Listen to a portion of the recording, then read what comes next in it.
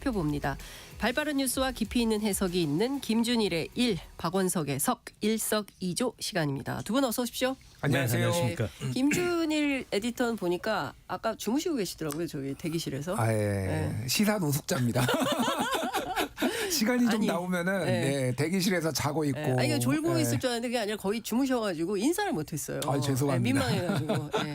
자, 여러분. 공부를 저렇게 했으면 훨씬 훌륭한 사람 됐을 텐데. 그러니까. 여기서 공부 얘기가 왜 나옵니까? 어쨌든 저 많은 심심한 위로를 전합니다. 감사합니다. 여러분 김준일 에디터를 응원해 주세요.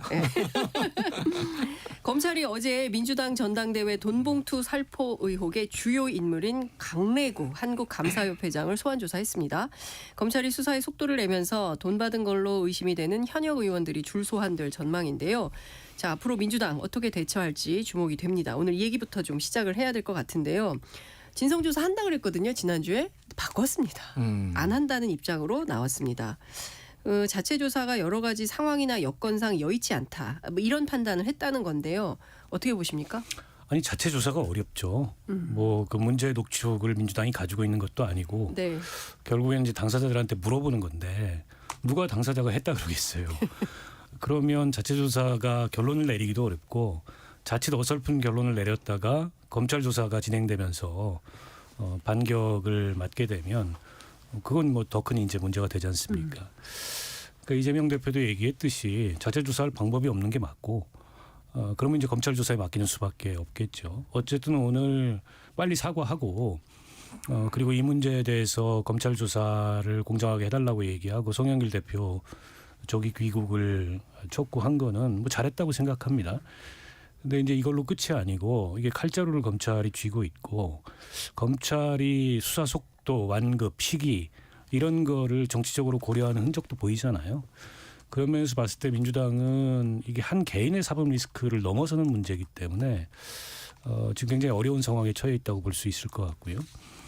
그리고 당사자들이 뭐 알아서 예전에 이렇게 꼬리 자르기 하는 것처럼 제 발로 나가서 내가 청렴을 결백을 증명하고 돌아오겠다 이런 모르겠는데 이미 당사자들은 이거 야당 탄압이고 뭐 검찰의 정치 보복이다 이렇게 프레임을 잡았고 당사자들한테 그걸 또 일방적으로 이렇게 요구하기에는 일단 이재명 대표 케이스하고 비교가 되니까 그것도 좀 여의치 않고 이래저래 민주당으로서는 심란한 상황인데 근데 이 문제를 여기서 어떤 방식으로든지 확실하게 끊지 못하고 가면 저는 이 당 전체가 어떻게 보면 간판을 내려야 되는 그런 위기에 봉착할 수도 있다.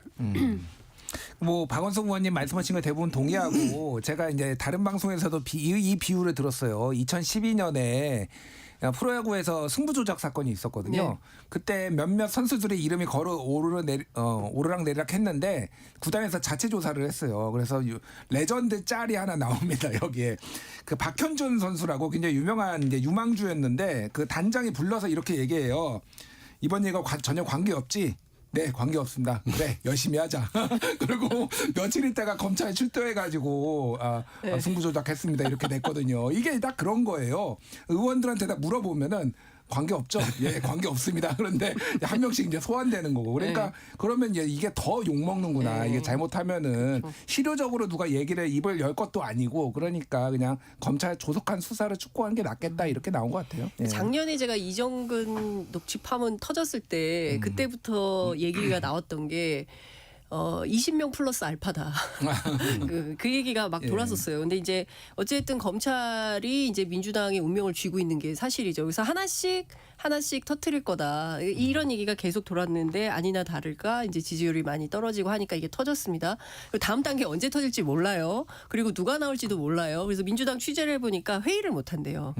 누가 받았을지 몰라가지고 분위기가 상당히 살벌한데 이 와중에 어쨌든 송영길 전 대표 와서 조사받아라 이제 이런 얘기를 했습니다만 송 전 대표는 모른다. 난 할 얘기가 없다. 이거는 이정근 부총장의 개인 일탈이다. 이런 입장을 고수하고 있습니다. 자, 송영길 대표 언제 올까요? 7월에 옵니까? 아니 뭐 보다 일찍 저렇게 옵니까? 당대표까지 나서서 조기 네. 귀국을 촉구를 했으면 와야죠. 그리고 전직 대표로서 직접적인 법률적 책임 여부야 따져봐야 되겠습니다만 정치적 책임이 있잖아요. 본인은 뭐 그거를 개인 일탈을 견제하지 못한 도의적 책임이다 이렇게 얘기했는데 개인 일탈인 건 어떻게 알았죠?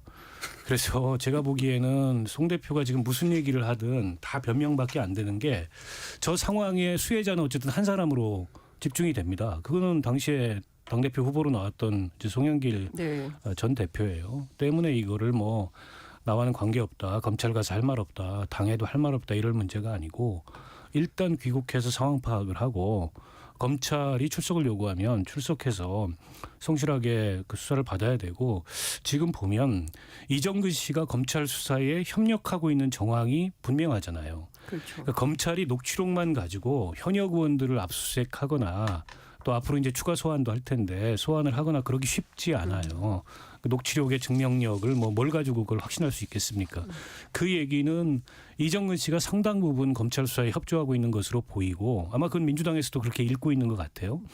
그런데다가 이정근 씨가 다른 사건으로 사업자 박모 씨하고 연관된 알선 수재액이 10억 가까이 되는데 알선 수재액이 10억이 되는데 검찰이 구형을 징역 3년 했다. 그러니까 징역 3년이라는 게 갖는 의미는 집행유예를 줘도 좋습니다. 이거예요. 재판부에.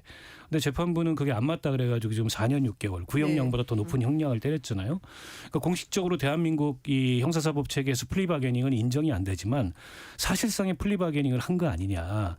근데 이런 정황까지 보이는 상황에서 송영길 대표가 나는 관계없다고 선 긋는다고 문제가 해결되지 않는다는 거예요. 그런 면에서 빨리 들어와 가지고 이 정치적으로든 법률적으로든 책임질 건 책임져야죠. 뭐. 일단 뭐 다른 걸 떠나가지고 지금 녹취록 나온 것 중에 송영길 대표가 인지하고 있었다라는 정황이 나왔잖아요. 네. 내가 송 있을 때 같이 얘기했는데라고 하는 거는 이거를 송영길 대표가 알았을 가능성이고 말씀하셨다시피 모든 게 송영길 대표한테 이득인데 본인이 몰랐다라고 하면 이게 될까? 그래서 언제 들어올지는 모르겠습니다. 원래 네. 7월 귀국인데 이번 달에 들어오기는 쉽지 않을 것 같고 검찰 수사 상황을 좀 볼 것 같아요. 그래서 빠르면 5월, 뭐 늦어도 6월 안에는 들어오지 않을까 저는 그렇게 봅니다. 늦어질수록 어떻게 될 것 같습니까? 늦어질수록 정치적으로 본인이 훨씬 더 코너에 몰리게 되죠. 그러니까 당내에서도 계속 등을 돌릴 거고 네. 다른 걸 떠나서 전 당대표로서 어쨌든 정치적 책임감이 있잖아요. 그러면 본인이 어느 정도 책임을 지게 될지는 그건 나중 문제고 네. 일단 들어와서 상황을 수습하고 해결하려는 노력을 해야 되는데 네. 계속 책임을 미루면서 안 들어오면 점점 더 당내에서도 여론이 차가워지지 않을까 싶어요. 그렇군요.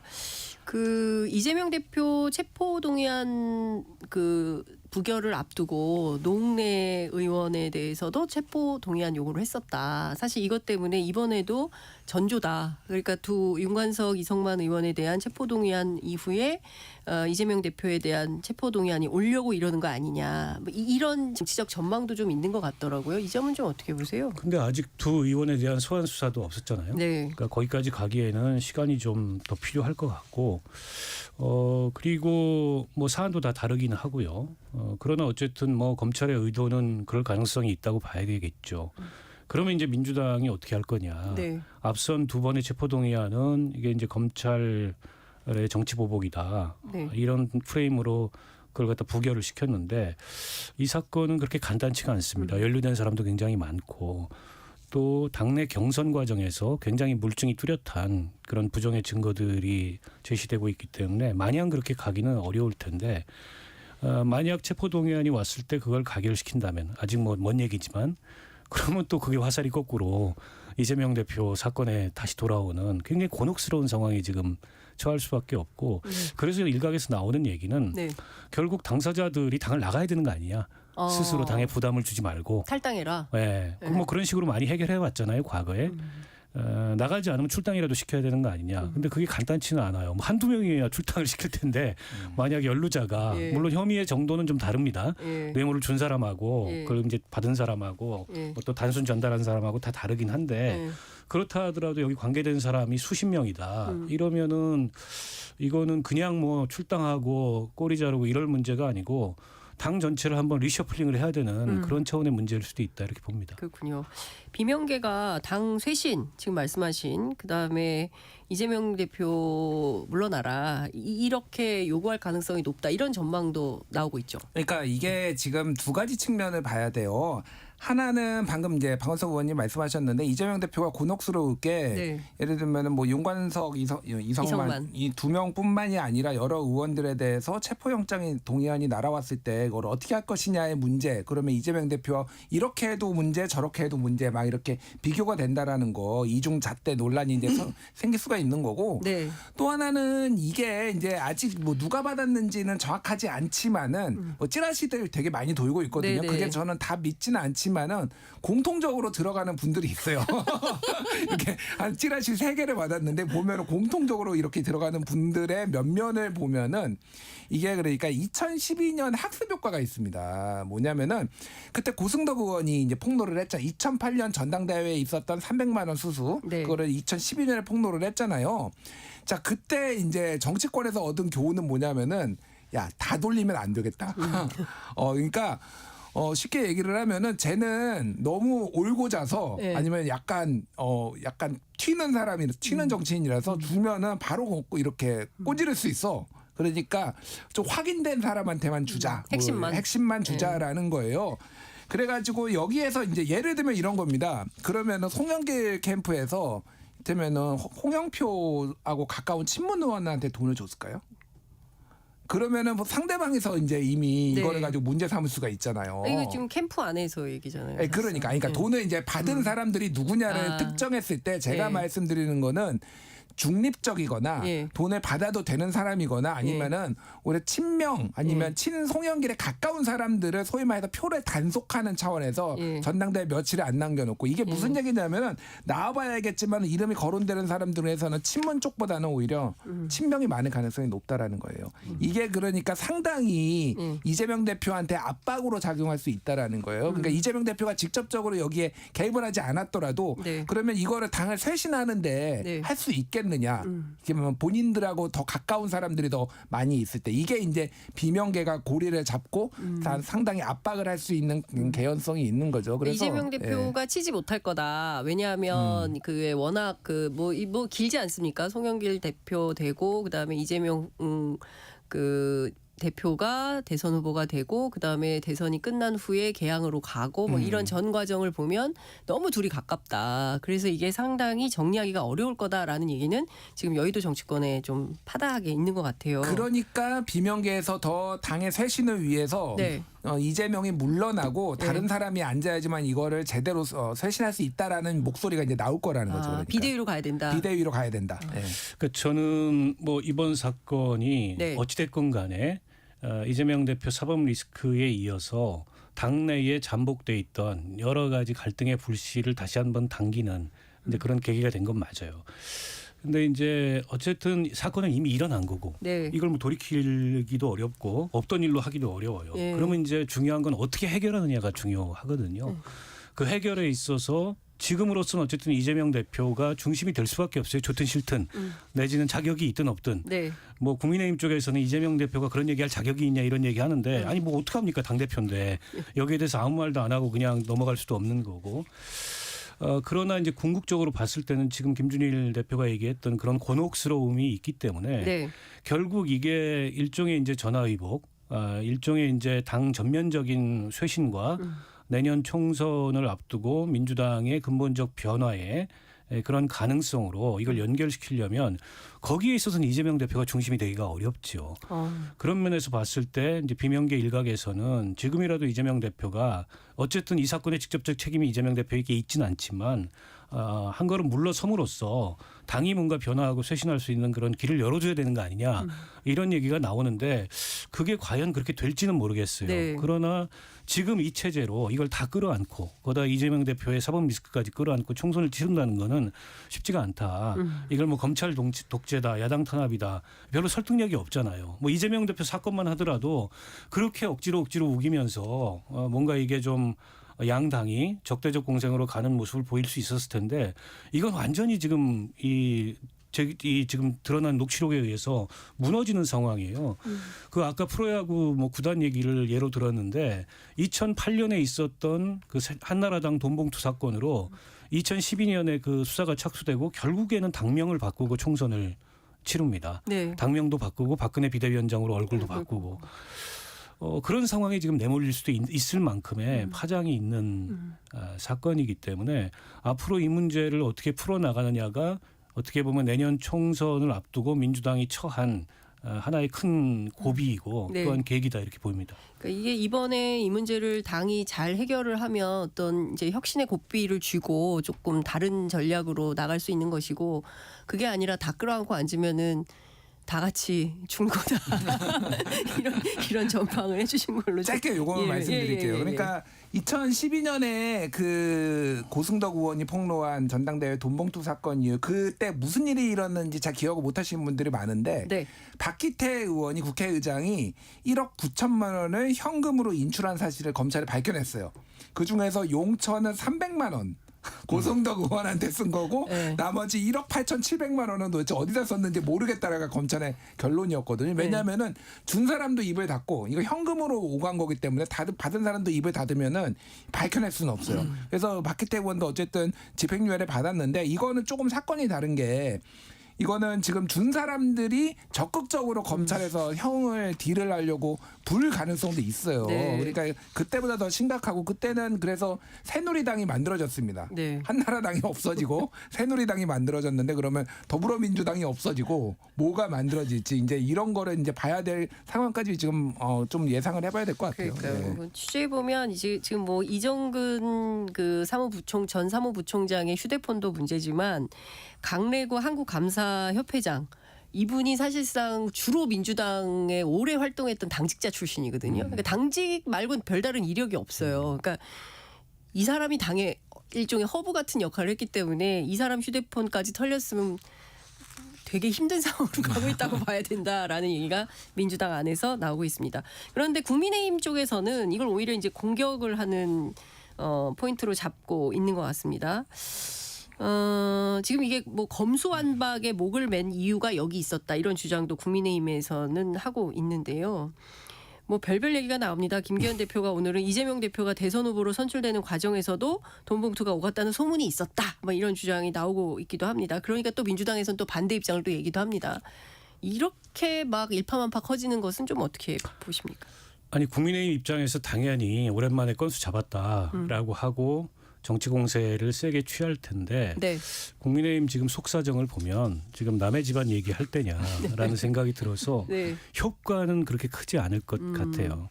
근데 국민들이 저 뭐 이정근 씨 그 녹취록도 다 듣고 언론을 통해서 네. 그리고 이제 전후 맥락을 따져서 민주당 내의 이 돈봉투 사건에 대해서 대강 상식적으로 판단하고 짐작하는 바가 있어요. 네. 때문에 그건 뭐 국민의힘이 저렇게 막 열심히 정치 공세를 취한다고 그래서 달라질 건 아니고. 근데 이제 오히려 지금 윤 대통령 지지율이 뭐 지난주 여론조사 나온 거 보면 거의 최하 수준으로 떨어져 있고 당 지지율도 곤두박질 치고 있고 네. 오늘 정광훈 씨 기자회견 해가지고 국민의힘하고 결별 안 한다는 거 아닙니까? 오히려 국민의힘이 공천권 내려놓고 네. 당원 100% 선거로 공직 후보 해라라고 거의 명령을 하고 있잖아요. 그런데다가 뭐 김재원 최고, 태영호 최고위원, 그다음에 조수진 최고위원 돌림노래처럼 계속 최고위원들이 망언을 일삼고 있는데 김기현 대표가 딱히 이게 영이 좀 안 서는 이런 모습을 계속 보이고 있고 김기현 대표가 이제 된 지 지금 얼마 됐습니까? 한 2주 됐습니까? 한 달쯤 됐습니까? 네, 한 달 정도 됐는데 그 이미지가 그래요. 그냥 용산 뜻대로 이 하는 그런 당대표 바지사장 이미지가 굉장히 뚜렷하잖아요. 그런데다가 이제 내부의 빅마우스들 홍준표, 뭐 유승민, 이준석 이런 빅마우스들이 또 가만히 안 있고 그러니까 이런 상황에서 뭐 지금 남의 집안 불난 거 거기다 기름 뿌린다 그래서 자기 내부 자기 집안에 있는 불이 꺼지는 건 아니잖아요. 아니다. 그 집안 단돌이 붙어야 되지 않을까 싶어요. 집안 단속부터 하셔라 이런 말씀 주셨습니다. 자, 이따가 국민의힘 얘기 조금 더 해보도록 하고요. 우선 이 얘기를 먼저 해야 될 것 같아요. 그 한미 정상회담 앞두고 있는데 김일범 전 의전 비서관이 사임을 했잖아요. 근데 그 역할을 대리해온 김승희 선임 행정관이 드디어 의전 비서관에 승진 임명이 됐습니다. 물론 좀 그 당장 그 미국 가야 되기 때문에 뭔가 누군가라도 빨리 채워야 되는 이런 측면이 있지만 그래도 꼭 이분이어야만 하는가 그 적합성 논란이 좀 있는 것 같습니다. 왜냐 김건희 여사 라인이라는 소문이 파다하고 또 외교관 출신도 아니고 능력이 검증됐냐 이런 비판도 나오는 것 같습니다. 두 분 어떻게 보세요? 일단 외교관이 꼭 해야 된다라고 보지는 않습니다. 저는 네. 뭐 누가 됐든 능력 있으면 하면 되는 거고. 탁현민 비서관도 외교관 출신은 아니죠. 그러니까요. 예. 그래서 지금 국민의힘에서도 탁현민도 했는데 왜 안 되냐, 김승희는 왜 안 되냐 이렇게 얘기를 해요. 근데 네. 저는 이제 탁현민 같은 경우에는 본인이 그거를 능력으로 입증을 했다라고 봐요. 그리고 국민의힘에서도 우리는 탁현민 같은 사람 없냐, 맞아요. 뭐 이런 얘기를 했을 정도로 보수 언론에서 많이 쏟아졌죠. 초반에. 본인이 설화를 일으킨 거하고 무관하게 업무적으로는 능력을 인정받았잖아요. 근데 김승희 이분 같은 경우에는 물론 뭐 기회를 더 줘봐야 되겠지만은 지금 사실상 의전 비서관은 지금 공석 인동하나 해왔잖아요. 근데 지금 김건희 여사 활동과 관련해서 온갖 논란이 계속 이어지고 있습니다. 왜 사진은 저렇게 찍고 왜 포즈는 저렇게 하며 왜 이런 데 가가지고 왜 이런 정치적인 발언을 하며 이런 등등의 일들이 이 김승희 사실상 의전 비서관 대행을 했을 때 다 일어났거든요. 그러면 이건 능력이 검증됐다고 봐야죠. 이건 무능하다고 봐야 돼. 무능하거나 이거를 컨트롤할 능력이 없다라고 봐야 돼요. 저는 그래서 이 인사는 김건희 라인이라서도 뭐 그렇지만은 딱히 적합한 인재를 안 친 게 아니다 이렇게 볼 수밖에 없을 것 저 같습니다. 박원석 의원님께 이거 좀 여쭤보고 싶은데요. 지난주 일정을 그 비교해봤더니 김건희 여사 공개 일정이 더 많았어요. 그 사이에 이제 어쨌든 그 대행을 김승희 새로 선임된 비서관이 맡아서 한 거고요. 그럼 누가 포인트냐 이런 비판도 가능할 것 그러니까 같은데. 이게 누구의 의전 비서관인지 잘 봐야 되는 거예요. 예. 그래서 그 외교관 출신이 아닌 의전 비서관이 역대 탁현민뿐만 아니고 문재인 정부 때 김종천 그 의전 비서관도 있었고 네. 그리고 과거에 서가번 의원이 노무현 정부 때 비서관을 했었던 적이 있어요. 의전 비서관을. 근데 이제 그분들은 적어도 대통령의 측근이었어요. 대통령 부인의 측근은 아니었고 그 대통령의 의전 비서관이었던 거죠. 근데 김승희 씨는 과연 이게 대통령의 의전 비서관인지 조금 저는 내용적으로 의심스럽고 아니면 김건희 여사의 의전 비서관인지 잘 모르겠어요. 그리고 김일범 의전 비서관이 물러났을 때부터 이 소문은 파다했습니다. 그 후임 자리를 이제 김승희 당시 행정관이 채울 거다. 갈 거다. 그리고 그 갈등 관계에서 물러난 거고 거기에는 이제 김건희 여사의 영향력이 작용했다. 예상한 대로 지금 되고 있잖아요. 물론 이제 대통령실 인사는 전적으로 대통령의 그 인사권에 속한 문제이기 때문에 뭐 대통령이 누구를 인사하든 할 수 있습니다. 그러나 그에 적합한 어쨌든 공적 경험, 뭐 자격, 역량 이런 것들이 이루어져야 되는 거죠. 아무리 그게 국회에서 청문회를 하고 공개 검증을 받는 자리가 아니라고 하더라도 이제 그렇지 않다면 이번처럼 이렇게 논란이 따라붙고 실력에 있어서도 의문을 받는 이런 사람을 저렇게 비서관이라는 중책에 앉힌다는 건 제가 보기에 이 대통령 권한을 상당히 사유하고 있는 거 아니냐. 그래서 저는 권력 사유화의 맥락으로 이 문제를 보고 있고요. 그리고 비단 이게 인사권뿐만이 아니고 다른 데서도 많이 드러나거든요. 김건희 여사 사진 문제만 해도 그래요. 네. 그게 사실은 대통령실의 공식 그 일정 사진으로 보기에는 아무 메시지가 담겨 있지 않은 마치 그냥 화보 같은. 그러니까 무슨 얘기를 하고 싶은 거냐 이 사진을 통해서. 그러니까 예. 아니 대통령실에서는 아웃포커싱된 사진을 찍지 않습니다.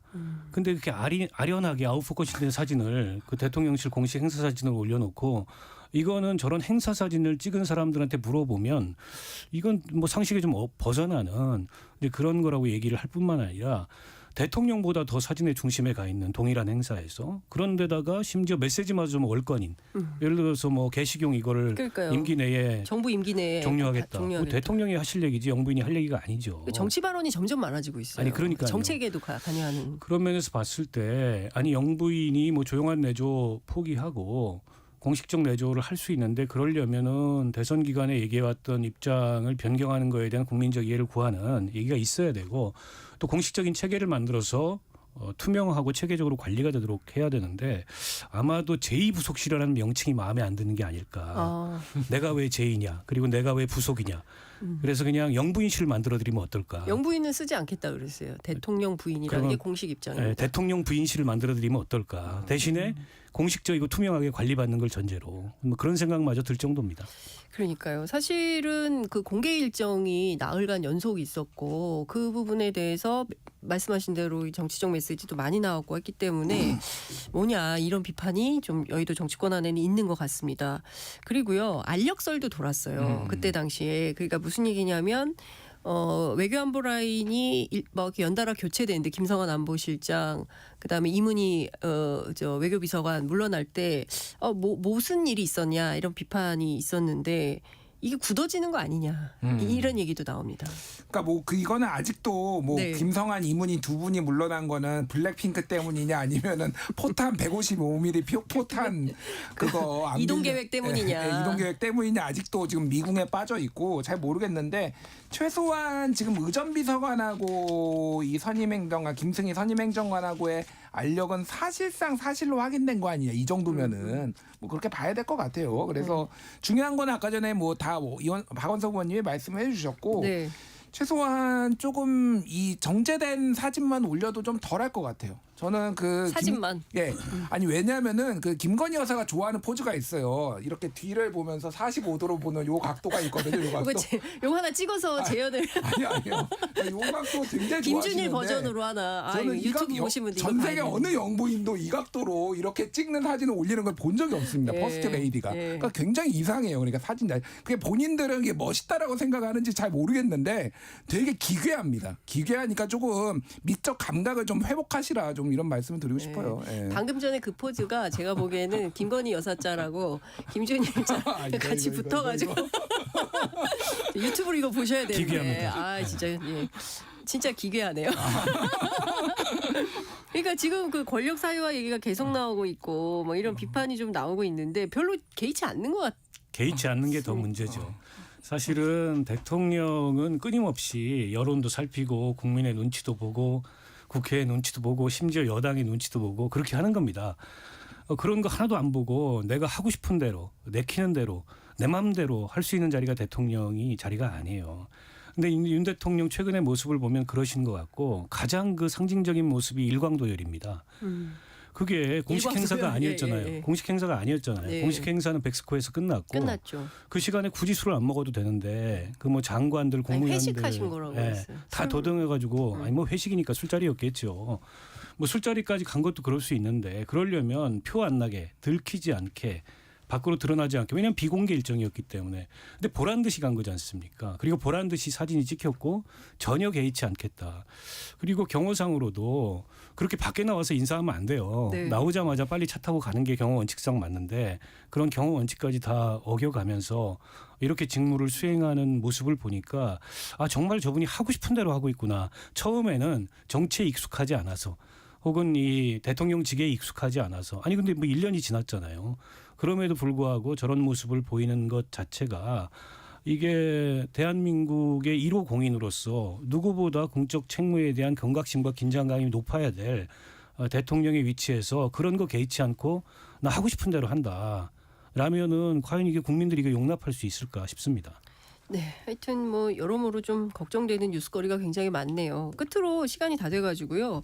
앞서 말씀 주셨던 정광훈 목사 관련된 걸 좀 여쭤볼게요. 이제 홍 시장이 손잡고 가야 될 사람은 손절하고 손절해야 될 사람한테는 손절 당하는 치욕스러운 상황이다 이렇게 비판을 했는데요.